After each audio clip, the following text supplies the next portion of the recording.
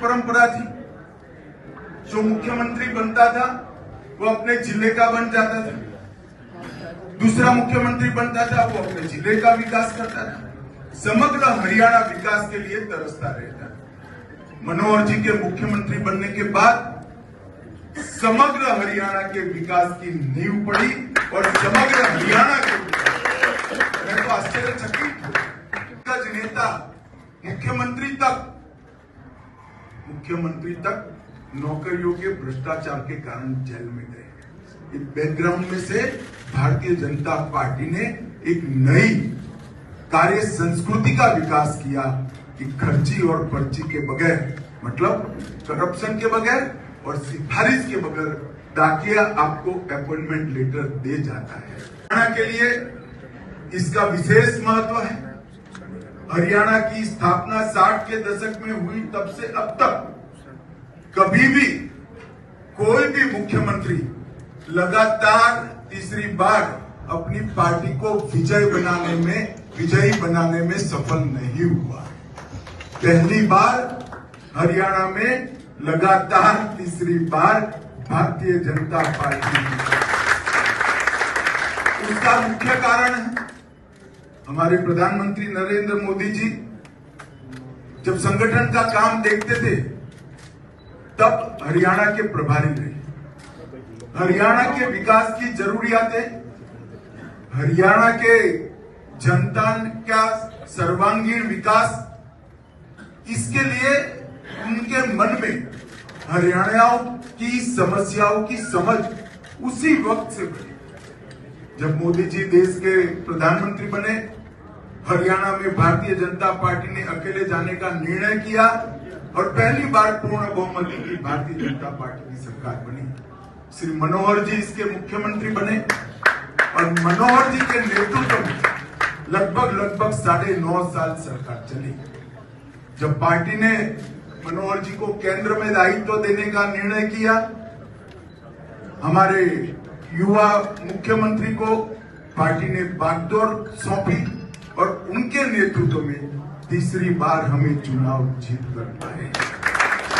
ये चुनाव देश भर के राजनीति के पंडितों के लिए आश्चर्य पैदा करने वाला चुनाव। सबने दिल्ली में एक आकलन लगा दिया था कि इस बार भाजपा की सरकार नहीं बनी, परंतु हरियाणा की जनता का मैंडेट भाजपा के पक्ष में आया। दिल्ली के राजनीतिक पंडितों के मन में जरूर आश्चर्य है, मगर मेरे मन में जरा भी आश्चर्य।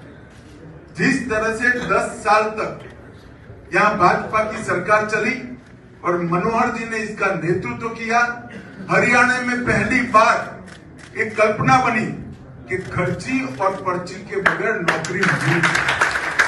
हरियाणा नए चुने हुई विधायक दल की बैठक हुई, उसमें सर्वानुमत से एक ही प्रस्ताव मिला है जो किशन कुमार बेदी जी और अनिल विज जी ने रखा।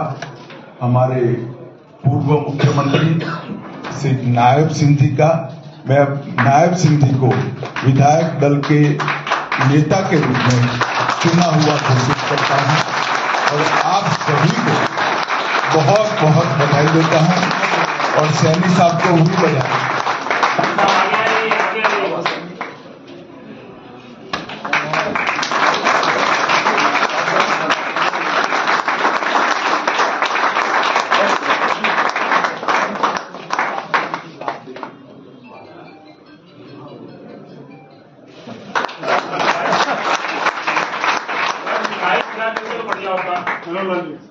मिठाई खिलाओ जी, मिठाई कोई नहीं, अब मिठाई बाद में खिला मौका तो अभी का था।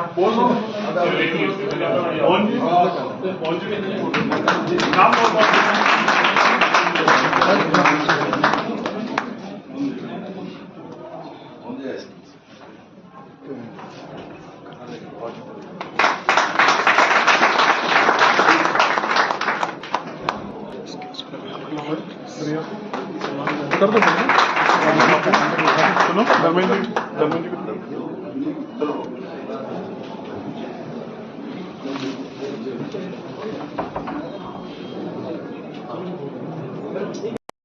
हरियाणा नए चुने हुए विधायक दल की बैठक हुई। उसमें सर्वानुमत से एक ही प्रस्ताव मिला है जो किशन कुमार बेदी जी और अनिल विज जी ने रखा। हमारे पूर्व मुख्यमंत्री श्री नायब सिंह जी का, मैं नायब सिंह जी को विधायक दल के नेता के रूप में चुना हुआ घोषित करता हूं और आप सभी को बहुत बहुत बधाई देता हूं और सैनी साहब को भी बधाई।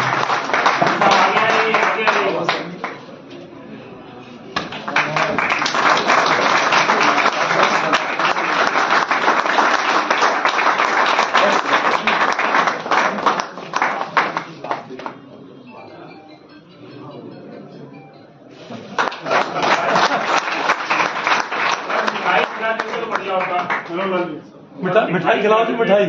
कोई नहीं अब मिठाई बाद में खिला मौका तो अभी का था।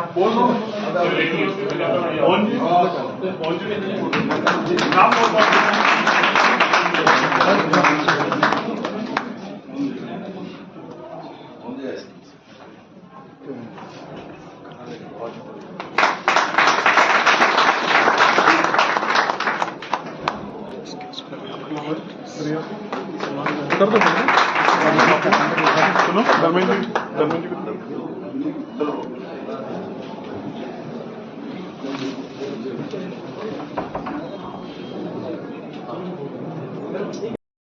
हरियाणा नए चुने हुए विधायक दल की बैठक हुई। उसमें सर्वानुमत से एक ही प्रस्ताव मिला है जो किशन कुमार बेदी जी और अनिल विज जी ने रखा। हमारे पूर्व मुख्यमंत्री श्री नायब सिंह जी का, मैं नायब सिंह जी को विधायक दल के नेता के रूप में चुना हुआ घोषित करता हूं और आप सभी को बहुत बहुत बधाई देता हूं और सैनी साहब को भी बधाई।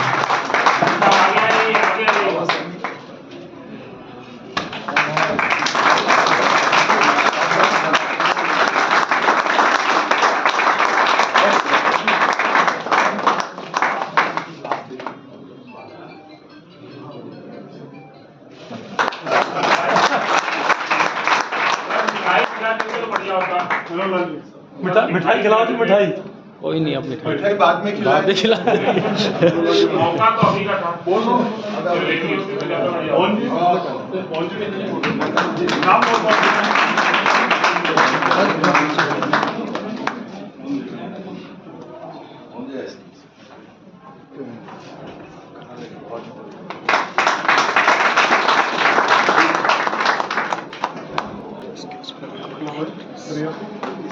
कर दो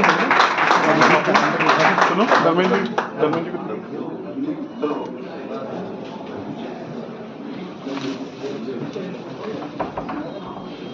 वो अन्याय करने वाली योजना नहीं है। सेना को जिस तरह से हमने 9.5 साल में हर 10 साल में 1,43,000 करोड़ रुपया और 1,26,000 करोड़ रुपए के विकास के प्रोजेक्ट मुझे पूरा विश्वास है और ये सरकार हरियाणा के हर गांव का विकास करेगी, उसका भी मुझे विश्वास। भारतीय जनता पार्टी का वादा है कि अग्निवीर का वापिस आया हुआ एक जवान वो भारत सरकार और हरियाणा सरकार में पेंशन वाली नौकरी प्राप्त करेगा। वो अन्याय करने वाली योजना नहीं है। सेना को जिस तरह से हमने 9.5 साल में हर 10 साल में 1,43,000 करोड़ रुपया और 1,26,000 करोड़ रुपए के विकास के प्रोजेक्ट मुझे पूरा विश्वास है और ये सरकार हरियाणा के हर गांव का विकास करेगी, उसका भी मुझे विश्वास। भारतीय जनता पार्टी का वादा है कि अग्निवीर का वापिस आया हुआ एक जवान वो भारत सरकार और हरियाणा सरकार में पेंशन वाली नौकरी प्राप्त करेगा। दिल्ली के राजनीतिक पंडितों के मन में जरूर आश्चर्य है, मगर मेरे मन में जरा भी आश्चर्य है। जिस तरह से 10 साल तक यहाँ भाजपा की सरकार चली और मनोहर जी ने इसका नेतृत्व किया, हरियाणा में पहली बार एक कल्पना बनी कि खर्ची और पर्ची के बगैर नौकरी नहीं। एक परंपरा थी, जो मुख्यमंत्री बनता था वो अपने जिले का बन जाता था, दूसरा मुख्यमंत्री बनता था वो अपने जिले का विकास करता था, समग्र हरियाणा विकास के लिए तरसता रहता। मनोहर जी के मुख्यमंत्री बनने के बाद समग्र हरियाणा के विकास की नींव पड़ी और समग्र हरियाणा के मैं तो आश्चर्यचकित हूं। नेता मुख्यमंत्री तक नौकरियों के भ्रष्टाचार के कारण जेल में गए। इस बैकग्राउंड में से भारतीय जनता पार्टी ने एक नई कार्य संस्कृति का विकास किया कि खर्ची और पर्ची के बगैर, मतलब करप्शन के बगैर और सिफारिश के बगैर डाकिया आपको अपॉइंटमेंट लेटर दे जाता है। हरियाणा के लिए इसका विशेष महत्व है। हरियाणा की स्थापना 60 के दशक में हुई, तब से अब तक कभी भी कोई भी मुख्यमंत्री लगातार तीसरी बार अपनी पार्टी को विजयी बनाने में सफल नहीं हुआ। पहली बार हरियाणा में लगातार तीसरी बार भारतीय जनता पार्टी। उसका मुख्य कारण है हमारे प्रधानमंत्री नरेंद्र मोदी जी जब संगठन का काम देखते थे तब हरियाणा के प्रभारी रहे। हरियाणा के विकास की जरूरियातें, हरियाणा के जनता का सर्वांगीण विकास, इसके लिए उनके मन में हरियाणियों की समस्याओं की समझ उसी वक्त से बढ़ी जब मोदी जी देश के प्रधानमंत्री बने। हरियाणा में भारतीय जनता पार्टी ने अकेले जाने का निर्णय किया और पहली बार पूर्ण बहुमत की भारतीय जनता पार्टी की सरकार बनी। श्री मनोहर जी इसके मुख्यमंत्री बने और मनोहर जी के नेतृत्व में लगभग 9.5 साल सरकार चली। जब पार्टी ने मनोहर जी को केंद्र में दायित्व देने का निर्णय किया, हमारे युवा मुख्यमंत्री को पार्टी ने बागडोर सौंपी और उनके नेतृत्व में तीसरी बार हमें चुनाव जीत कर पाए। ये चुनाव देश भर के राजनीति के पंडितों के लिए आश्चर्य पैदा करने वाला चुनाव। सबने दिल्ली में एक आकलन लगा दिया था कि इस बार भाजपा की सरकार नहीं बनी, परंतु हरियाणा की जनता का मैंडेट भाजपा के पक्ष में आया।